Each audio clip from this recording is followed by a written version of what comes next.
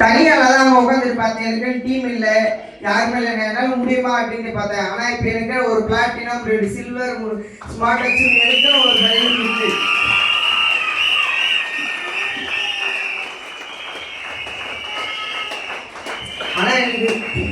ஆனால் எனக்கு இதெல்லாம் பத்தாது. ஏன்னா கம்பெனியில் நம்மளுக்கு வந்து வாரத்துக்கு 70,000 தராங்க.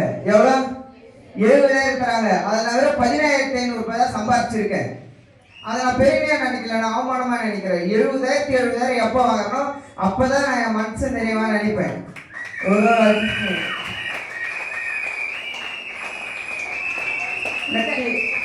என் ஃப்ரெண்ட்ஸ் எல்லாருமே வந்தாங்க. யாருமே ஆனால் என் கூட ஃபுல்லாக ட்ராவல் பண்ணலை.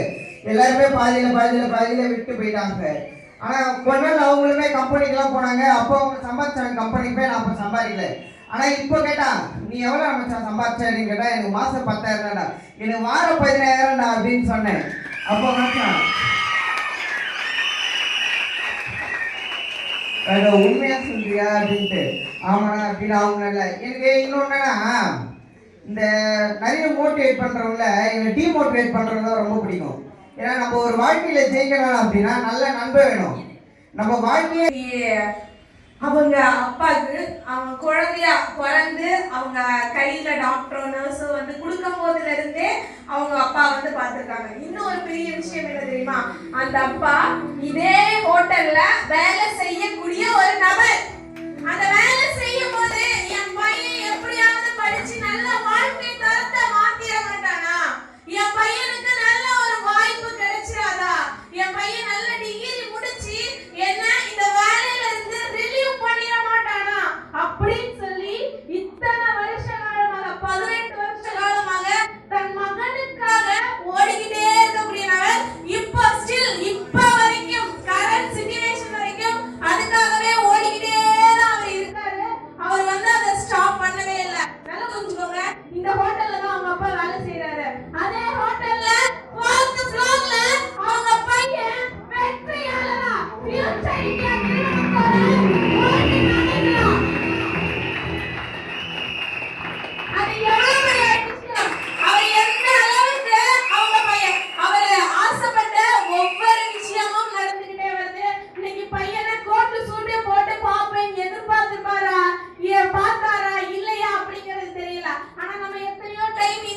இந்தியா இன்னைக்கு இந்த ப்ரோக்ராம ஒரு தூரமா ஒரு ஓரத்துல கை கட்டி நின்று தன் மகன் பேசுறத ரசிச்சு கொண்டு இருக்கக்கூடிய கவியரசனோட அப்பா அவர்களை மேடைக்கு வருமாறு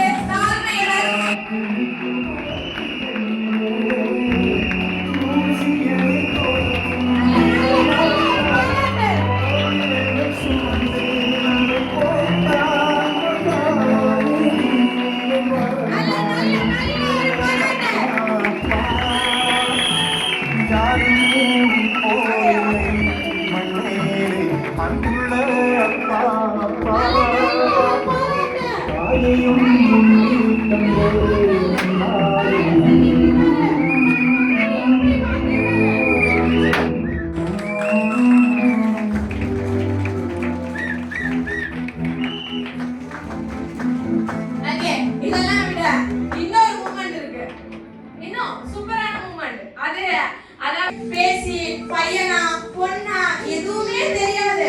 ஆனா அவ்வளோ பாதுகாப்பா அவ்வளோ ஒரு செக்யூரிட்டி கொடுத்து அந்த அளவுக்கு மகனை பாதுகாப்பா பார்த்துட்டு இருந்தவங்க. இந்த 18 வருஷமா அவங்க யோசிச்சிருக்க மாட்டாங்களா?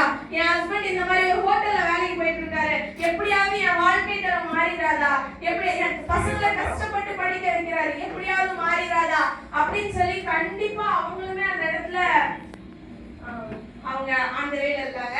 கண்டிப்பா அவங்களும் வந்துருவாங்க. சோ அவங்க இந்த வாய்ப்பை எடுத்துவாங்க. இது வரைக்கும் நான் வந்து ஃபர்ஸ்ட் வந்து இது வரைக்குமே என்னுடைய வருமானம் ரொம்ப கம்மி தான்.